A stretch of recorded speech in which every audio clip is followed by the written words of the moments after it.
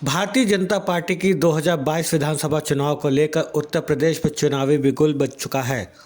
उम्मीदवारों की सूची जारी होने के बाद लगातार उपलब्धियों को लेकर पार्टी के नेता और कार्यकर्ता जनता के बीच जा रहे हैं।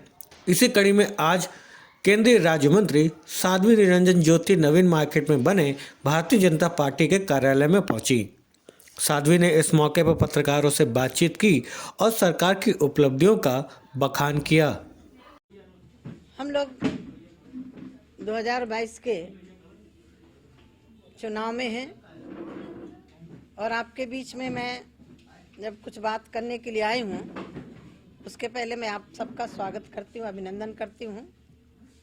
और इस चुनावी महापर्व में जहाँ मतदाताओं की भूमिका है, वहीं आप सब लोगों की भी बहुत बड़ी भूमिका है।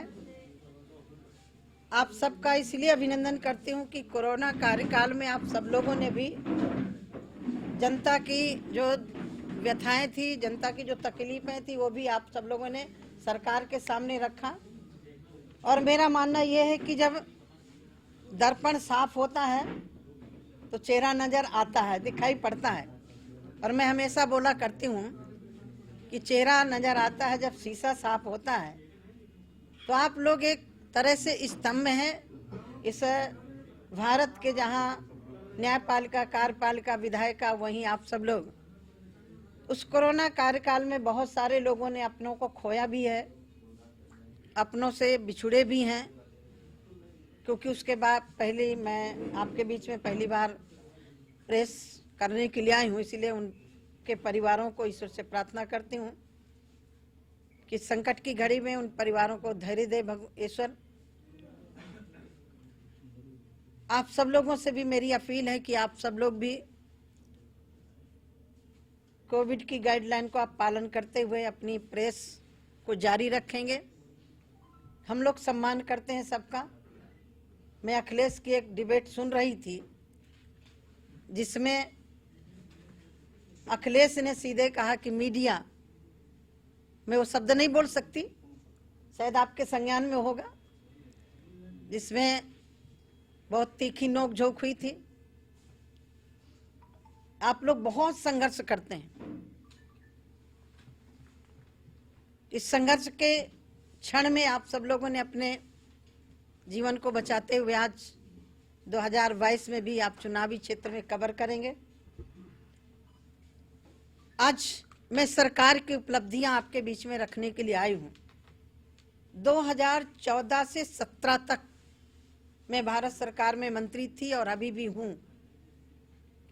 जब भी कोई केंद्र की योजना आती थी, तत्कालीन प्रदेश सरकार ये कह के टाल देती थी कि ये मोदी जी की योजना है, इसको हम लागू नहीं करेंगे। अरे योजना तो जनता के लिए होती है, किसी पार्टी के लिए नहीं होती है। और उदाहरण भी है, उसको बताने की मुझे जरूरत नहीं है। जब जनता के लिए माननीय प्रधानमंत्री जी ने एक सुरक्षा कवच भारत के वैज्ञानिकों ने दी भारत को, तब अखिलेश ने कहा कि हम ये वैक्सीन नहीं लगाएंगे क्योंकि ये भारतीय जनता पार्टी की वैक्सीन है। इससे समझ में आता है कि इनकी मानसिकता क्या है। इस संकट की घड़ी में जनता को गुमराह किया और वही लोग भी चुपके चुपके जाके वैक्सीन लगवाते हैं। ग्रामीण विकास मंत्रालय 2014 में प्रधानमंत्री आवास लागू की थी, लेकिन प्रदेश सरकार सपा की थी, लागू नहीं होने दे रही थी। स्वच्छता के तहत हम सबको शौचालय देना चाहते थे, लेकिन उत्तर प्रदेश सपा सरकार 17 के पहले लोगों को शौचालय तक उपलब्ध कराने से मना कर रही थी। हम हर घर में बिजली देना चाहते थे, लेकिन सपा सरकार होने के कारण हम गांवों तक लाइट नहीं पहुंचा पा रहे थे।